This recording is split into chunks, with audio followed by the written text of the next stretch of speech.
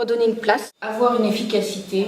Jeunesse, création d'emplois. Et l'homme au cœur du système.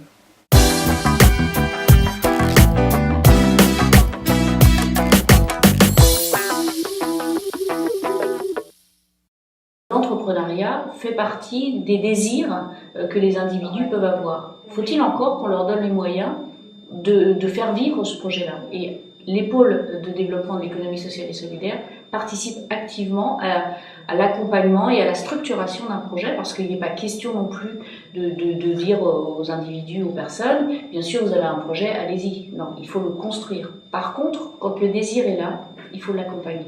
Sur la Bretagne, on est sur un territoire extrêmement fort sur la représentation de l'ESS, et le Pays Malouin est dans les mêmes ordres d'idées, à savoir à peu près 13% de l'activité économique. Notre ambition, c'est de créer une dynamique favorable, un écosystème favorable à l'innovation sociale.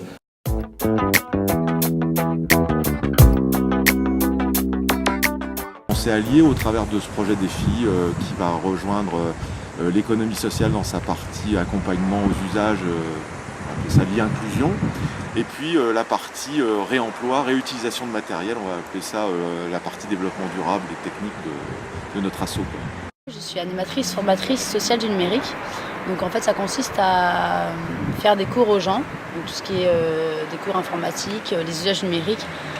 Il y a tout public, donc c'est à partir de moyen âge de 30 à 80 ans.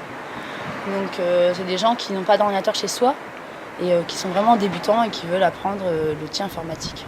Après maintenant en 2013, donc 6 ans de travail, le modèle économique, on a compris qu'il est nécessaire en permanence de s'autofinancer au maximum pour pouvoir durer. Il faut continuer à promouvoir le réemploi, il faut soutenir les gens en inclusion. On a 23% des Bretons qui ne sont pas encore équipés. Capage, c'est un service d'animation itinérant pour personnes âgées, fragilisées, en milieu rural. Il existe depuis plus de 3 ans désormais, sur plusieurs territoires. Capage est vraiment un outil de prévention de la dépendance, en sollicitant les capacités des personnes, en les valorisant, en leur redonnant du sens. Ça répond vraiment à un besoin de se désennuyer, c'est-à-dire que l'objectif premier étant la convivialité, c'est un objectif qu'on atteint à chaque séance. Et pourquoi vous continuez de venir ? Ça me plaît. Capage, ça nous apporte quand même des choses. Le plaisir de se rencontrer, le plaisir de plein de choses. Tout ce lien qui, même s'il semble ténu ou s'il semble infime, permet quand même à force d'avoir un maillage territorial très important et qui valorise énormément les personnes. C'est quand il y a eu des déclins industriels, des déclins économiques, des ruptures catastrophiques ou naturelles, quand il n'y avait plus rien, c'est la culture qui a repris le dessus. Et les gens, grâce à la culture, ils ont réussi à retrouver des espaces de dialogue. Et par le visible de ce que montre la culture et l'envie, ça a reconstruit des liens et du développement économique. Il y a plein d'exemples. Mais alors là, dans le monde, il y en a plein. Les articulteurs, en fait, c'est né il y a à peu près 10 ans maintenant, sur ce territoire ici du pays de Redon et de Vilaine, avec un constat qu'il fallait mettre la culture au cœur du développement local, mais avec une question de développement économique et de développement social. On a réussi à rassembler des mondes qui ne se côtoyaient pas habituellement. Le monde de l'entreprise, les acteurs sociaux, les acteurs culturels, les compagnies, les structures de théâtre, cinéma. Et on a décidé donc d'être un laboratoire d'expérimentation pendant 3 ans pour montrer que la culture était un vrai enjeu du développement local, avec à la fois une vocation économique et sociale. On arrivait à un écosystème socio-économique sur 4 entrées, avec en permanence la démarche de recherche et de formation et de production, une autre entrée sur la mutualisation des moyens logistiques et humains, une entrée sur les niches économiques, mais à vocation éthique et économique, et une 4e entrée qui était autour du spectacle vivant et de l'événementiel. C'est 18 emplois de créés, c'est à peu près 200 emplois, 300 emplois au sein des membres du cluster. C'est un chiffre d'affaires de plus de 4 millions d'euros quand on réunit les membres. Et c'est surtout un apprentissage d'une dynamique de coopération qui relie les gens sur une prise de risque et un engagement commun. Donc là, on est en pleine phase de structuration d'un modèle économique. Et donc quel type de statut, comment on invente quelque chose de nouveau. Donc la SIC a 5 ans et c'est 100 sociétaires qui sont fédérés autour d'une filière bois. C'est-à-dire vraiment l'idée première de la SIC, c'est qu'on valorise les émondes bocagères. Ce que j'ai entre les mains, c'est vraiment du broyat d'émondes bocagères pris chez nos agriculteurs associés et valorisé en chaudière locale. Et vraiment l'idée, c'est qu'entre la haie bocagère valorisée et la chaudière, il n'y ait pas plus de 20 km. On est vraiment sur un circuit court de l'énergie. Il y a 5 ans, la SIC faisait 1 euro de chiffre d'affaires pour 1 euro de subvention. L'idée, c'était qu'on se dégage de ces subventions.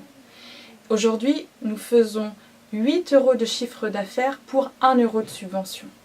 Et l'idée de la SIC, hormis les aides qu'on aura en recherche et développement, c'est de prouver la rentabilité d'un système local en mutualisant les compétences par le biais de cette dynamique de territoire et d'économie sociale et solidaire.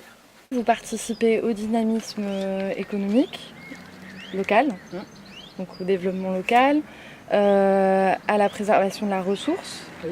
Et tout ça dans une perspective pérenne. Tout à fait. Et ce qui est important, c'est qu'il y ait une dynamique de réseau, parce que c'est 100 partenaires, mais que ces 100 partenaires font partie d'autres réseaux, syndicats du bois de chauffage pour la partie bois-bûche, des réseaux de plantation du bocage au niveau de toutes les communautés de communes, des réseaux des pôles ESS, que ce soit Pays de Dinan et Pays de Saint-Malo, des réseaux Taranis par rapport à tout ce qui est énergie renouvelable. Vraiment, c'est la SIC au cœur aussi d'un ensemble de réseaux pour l'économie sociale et solidaire, et tout ça en complémentarité de ce cœur de métier du bois énergie. Depuis 2003, une fédération a été créée, la Fédération nationale des Païnes-la-Mer, qui regroupe aujourd'hui 5. Le premier, le Païnes-la-Mer du Guilvinec, Païnes-la-Mer 29. Ensuite, Boulogne en a créé un. Le troisième à s'être mis en place, c'était La Rochelle. Ensuite, Lorient. Et il y a 2 ans, Saint-Malo a créé aussi le Païnes-la-Mer. Quand on sait la cherté du poisson, c'est dommage que ce poisson-là puisse être transformé en farine animale ou carrément brûlé. Donc autant l'utiliser pour que les personnes qui n'ont pas les moyens puissent manger du poisson. Si le poisson n'est pas parfait, si les gens ne sauront pas le manger, on conserve le poisson qui est conditionné. Les personnes utilisent le travail du poisson pour rebondir, redonner des repères et faire qu'elles retrouvent aussi une dynamique. Je les accompagne ici en salle 1 fois par semaine. Ici, en fait, on a le support travail qui est sur le filetage, mais ils n'ont pas tous ce projet d'être fileteurs. Donc moi, je travaille avec eux sur leur projet professionnel. Donc ça peut être la petite enfance, ça peut être tout corps de métier, ou tout secteur d'activité. Donc à moi de les amener vers soit de la formation ou soit vers un emploi durable à l'issue du chantier.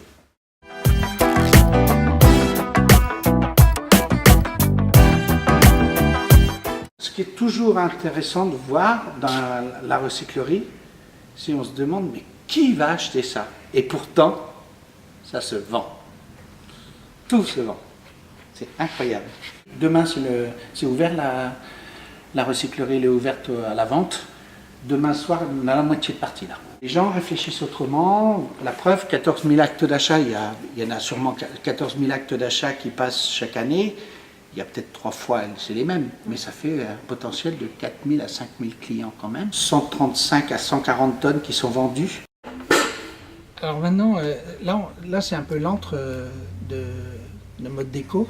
C'est complémentaire à la ressourcerie, c'est-à-dire on a voulu aujourd'hui consommer des déchets que l'on peut avoir comme une ressource pour chez soi, ça peut être intéressant, c'est même très intéressant. Mais c'est souvent vieillot, ça donne de l'émotion pour les gens, mais ça manque c'est pas forcément dans l'air du temps. Donc on a décidé de développer un service de décoration d'intérieur.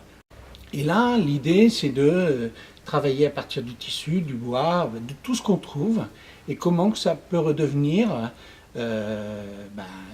des objets que les gens aiment bien, parce que ils vont être singuliers, ça va leur appartenir, ils vont pas trouver ça chez les autres, voilà.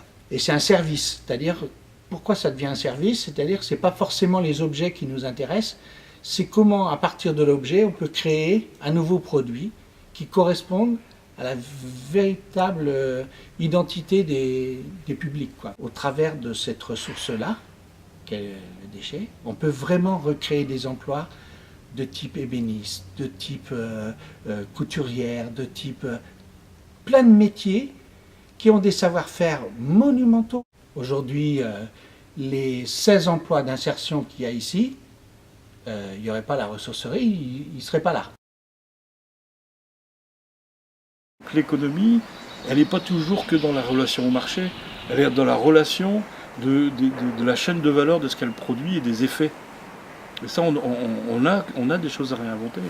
Je me suis aperçue qu'on pouvait envisager l'économie différemment, tout en étant performant. Et je trouve ça le véritable challenge de nos organisations.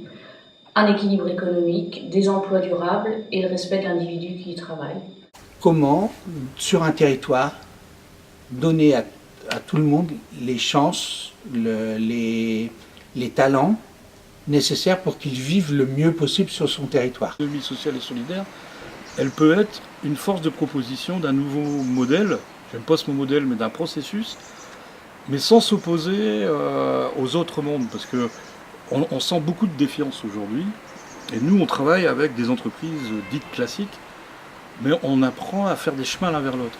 On met l'humain en haut, on met l'humain en premier, mais il faut qu'économiquement on tienne la route.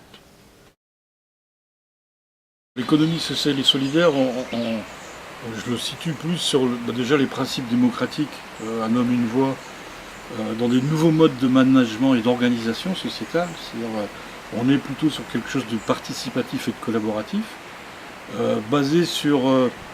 on n'est pas sur une démarche de spéculation économique, on est sur une démarche, est-ce que l'économie peut être pacificatrice et production de valeur ajoutée pour le bien-être? Nous, qu'un agriculteur qui a juste 50 hectares mais qui est très investi dans la filière bois, ou qu'un élu d'une grande ville ait le même pouvoir au sein du même sociétariat, pour moi ça c'est de l'économie sociale et solidaire. Chacun a sa place, qu'il soit salarié, sociétaire, bénévole, chacun a sa place et chacun est entendu et écouté.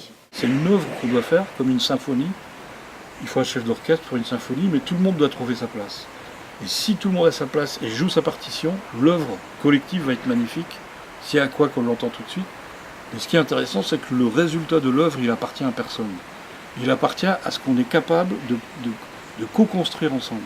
Et là, on a vu, nous, dans notre expérience, que la coopération, elle est ni naturelle ni culturelle.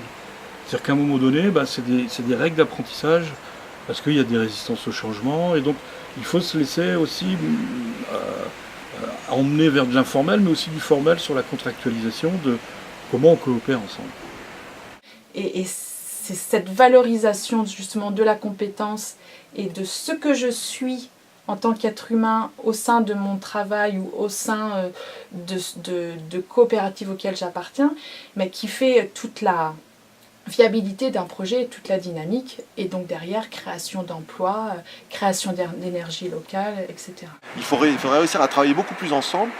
Et moi je pense que c'est ça un peu, c'est dans un chaudron où on essaye de tisser des liens tous ensemble avec beaucoup de transversalité. C'est comme ça que je le ressens.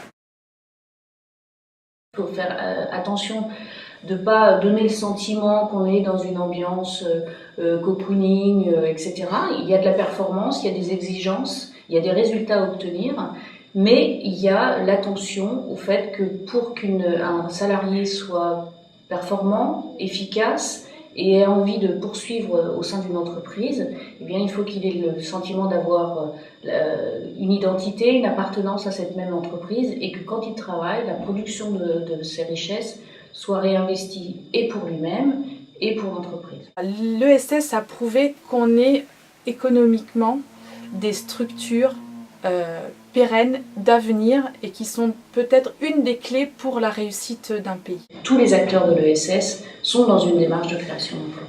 Un des axes des acteurs de l'économie sociale et solidaire, c'est de faire de l'innovation, c'est de venir sur des terrains d'activité qui ne sont pas exploités, parce que dans un premier temps, ils sont pas rentables au sens de l'économie, je dirais, classique, parce qu'il y a une attention, je dirais, aux besoins des individus qui vivent sur un territoire, donc il y a de la création, a fortiori, d'activités. Il y a plein de niches qui existent, plein de créneaux sur lesquels on peut essayer de s'engouffrer, entre guillemets. L'innovation fait vraiment partie de l'économie sociale et solidaire. L'innovation sociale sur un territoire, elle n'est pas le fruit d'un entrepreneur, ou elle n'a pas la culture du secret comme il peut y avoir dans l'innovation technologique aujourd'hui avec les systèmes de brevets, etc. L'innovation sociale, c'est un processus qui est partagé, qui est imaginé en coopération entre les acteurs, à la fois par les acteurs économiques ou institutionnels concernés par le processus d'innovation sociale, mais aussi avec les bénéficiaires. C'est des initiatives qui sont souvent expérimentées, qui au départ peut-être sortent des cadres, mais qui à chaque fois prennent de l'ampleur parce qu'elles répondent à des besoins qui sont peu ou mal couverts. Nous, on a inventé un mot, ça s'appelle le rêve alisable. C'est Gigi Bigot, une comtesse, qui a dit le rêve alisable, il faut rêver, mais il faut réaliser son rêve. Et donc, on part de ça en disant, en tout homme, il y a un désir. Donc, ami, ne tue pas ton désir, et c'est ton désir qui va t'amener à retrouver un peu d'énergie en soi et de peps pour faire entreprendre les choses. Avec notre propre modestie, on essaye de transformer un déchet en ressource pour ça crée de la richesse. Mais à mon avis, s'il n'y a pas que ça, il va falloir qu'on mette en place. Et moi, je voudrais bien trouver d'autres pistes. Je ne les ai pas toutes. Donc j'attends de cette journée du 24 qu'on bosse là-dessus. Comment créer de la richesse en local.